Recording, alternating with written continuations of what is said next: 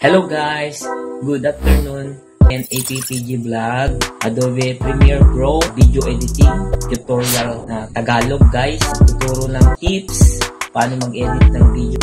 Ang natapos natin nung nakarang Premiere ay ang selection tool, ang track select forward tool, ripple tool at saka razor tool. So ngayon guys, ang ituturo ko sa inyo ay ang slip tool, pen tool, hand tool at saka text tool. Bago tayo mag-umpisa guys, kung bago ka pa lang sa aking YouTube channel, please subscribe APPG Vlog guys. Don't forget to click the notification bell para updated kayo lagi sa aking mga bagong uploaded videos. Start!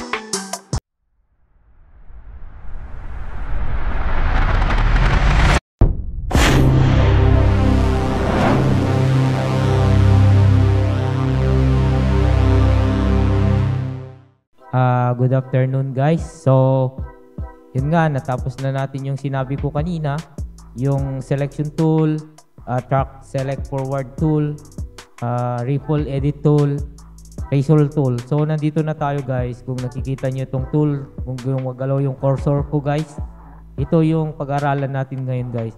So, ipapanood ko lang muna sa inyo itong video na ito, no? Itong clip na ito. So, pag nakikita yung itong clip na ito, may transition sa isang clip pa lang. May transition na guys na nangyayari. So, ito, ang gagawin natin dito guys, halimbawa, itong mga clip na ito, yung 4 na clip na ito guys, i-explain ko lang sa inyo guys kung paano gamitin si slip tool, no? So, ganito yan guys. So, ganito, halimbawa guys, explain ko guys, ito, halimbawa, magkakat ako dito, no? Magkakat ako. Kakat ko ito, no? Cut, dahil ang kailangan lang dapat is 25 seconds sa video, kaso lang, sumobra, no? Ito, seconds ito, no? Dito, sa timeline, seconds yan, nakikita nyo. Halimbawa, isagad natin sa 25 seconds. Pero, kailangan dapat, gusto natin makuha sana yan. Kaso lang ang nandito is yung naglalakad. So, ang clue natin is yung babae na pagpasok niya sa gate. Ito. So, dapat, sana ito yung makapasok sa 25 seconds, no? So, explain ko muna guys sa inyo, no? Explain ko. Pwede naman natin gawin ito, no? Pwede naman natin gawin dito na gagawin natin, gusto natin i-cut natin ito by intro, and then intro kasi nag-cut na siya doon, outro na. So parang gagawin lang natin, pwede naman na ilagay lang natin na ganyan para mabuo yung 25 seconds, no? Kulang 25 seconds ng ganyan lang. So pwede na, no? Pag nakita nyo, yan, oh, papasok yung babae. So yan yung pinaka kumbaga long method niya. Pero pag gagamitin mo si slip tool guys, ganito ang mangyayari yan. Kasi gusto nga natin ng 25 seconds na ipakita ko, no? 25 seconds lang, 25 seconds. Pero ang lawan nito dito, yan yung naglalakad. Pero panoorin nyo guys kung ano yung mangyayari ngayon. Kung 25 seconds yung ikakat natin, no? Pero ang gusto natin na ipalabas dito sa screen is dun sa 25 seconds yung papasok yan. Panoorin nyo, no? Yan. Ganyan, no? Ito. Itong clip na pang-4, no? So, selection tool tayo. Itong clip na pang-4, yung sumunod sa naglalakad na paa sa ilog, yung nandito. Oh, papasok pa lang. Nakat na siya. Tanggalin ko na ito, guys, no? Yan. So, 25 seconds lang. Pasok lang tayo sa 25 seconds na clip, sabi. Pero ang nangyari, guys, wala yung gusto natin ipasok. Yung kagaya yan, yung pagpasok yung babae, kagaya nito. So, ang gagawin natin, guys, dito sa timeline, pwede natin i-edit yan by using slip tool, no? Gawa tayo, slip tool tayo, guys. Click natin itong clip na ito and then, i-click natin, guys, no? Click. Hold left click ng mouse and then drag natin pa left. Yan. Yan. Kung nakikita nyo ito guys, yung nasa left side is yung current. Tapos yung nasa right side is ito yung magiging result niya. So igaganon lang natin guys, no? Drag natin. Yan. So panoorin natin ngayon guys kung ano yung resulta niya. So, nandun na guys. Pumapasok na yung babae. So ganun yung trabaho ni Sleep Tool, no? Pwede kang mag-adjust dito sa loob ng clip mismo, dito sa mismong clip ng video, dito sa my timeline. Kanina guys, yan doon natin, ulitin natin guys, no? Para makita nyo. So dito, gusto natin dito sa 25 seconds, ito yung papasok. Pwede naman na i-mano-mano natin dito sa source clip, pero gusto natin dito na sa my timeline gamit kay Sleep Tool. Ang shortcut ni Sleep Tool is keyboard shortcut niya is Y, yang key, no?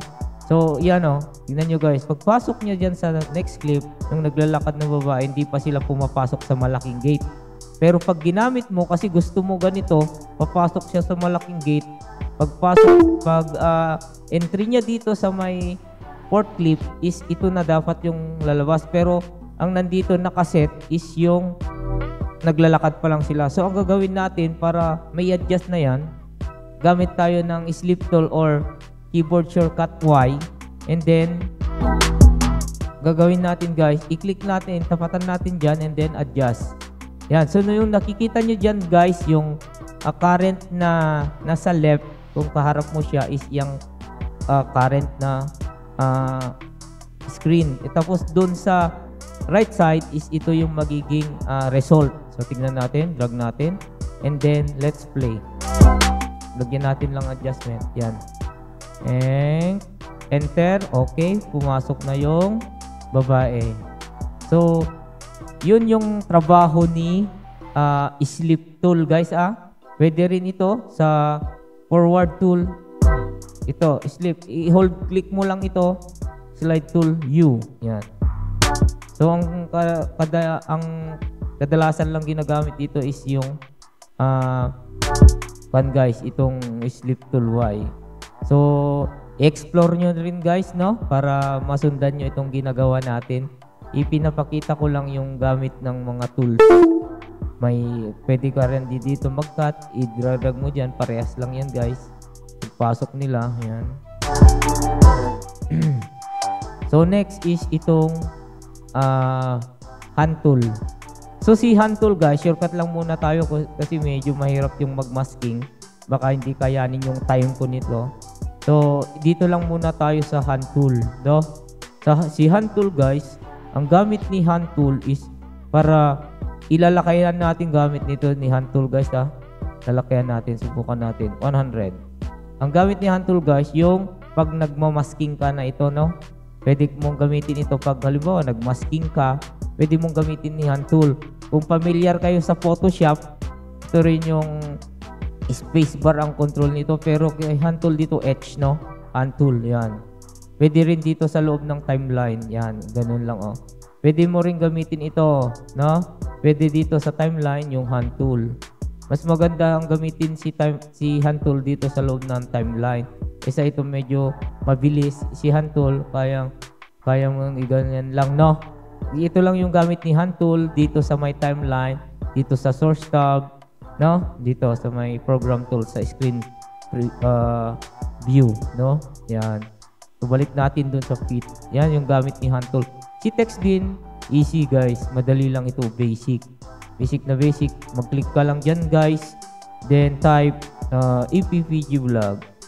So yan lang mga gamit ng text. So, kung gusto mong baguhin yung mga font niya, punta lang tayo dito sa my effect control. Then click si EPPG vlog. Yan, no? Yan. Kung gusto mong i-center ito guys, yan, balik ka muna dito sa my selection tool, then i-drag mo para gusto mong ma-center, i-hold mo yung control. Yan, para magpakita yung guhit dito na X, no? Ay, cruise. Yung grid niya, no? So, effect control, click mo lang dyan para makita mo yung text. Yan.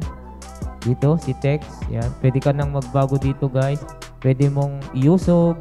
Pwede mong left and right. Yan, dito. Kay anchor point. Sa pababa naman, pababa ito. Pataas, pababa. Dito ka kung paano yung paggawa mo ng text dito, no, guys, no? Yan. Text. Pwedeng palakihan mo by clicking dito sa scale. Yan. Yan. Yung positioning mo, yan. Parehas lang dito sa anchor, no? Tapos, ano pa? Rotation. Pag gumagamit ka ng animation nito, no? Pwede dito yung click mo pag rotation, pag text, no? Opacity, kung gaano ka-clear yung sulat dyan sa screen. Pag papalabuhin mo, yan, no? Kawalain mo, ganyan. No? Pag gusto mong gumawa ng animation, click mo lang yan. Then, toggle animation, click mo to. Yan, okay, no? Toggle animation mo. 0 siya. Pagdating niya dito sa may gitna, 100% na siya. So, drag mo natin. So, ituturo ko ito. Bonus na lang ito, no? Advanced, no? Yan, no? Ganyan. FPVG vlog. Diba? So, yun lang guys yung may tuturo ko sa inyo ngayon. Itong masking saka na lang, no, sa susunod. Kasi yung masking medyo mabusisi ito para maipulido ko na maituro sa inyo sa susunod na lang guys. So yun lang guys. Maraming salamat sa inyong panonood. Bye-bye.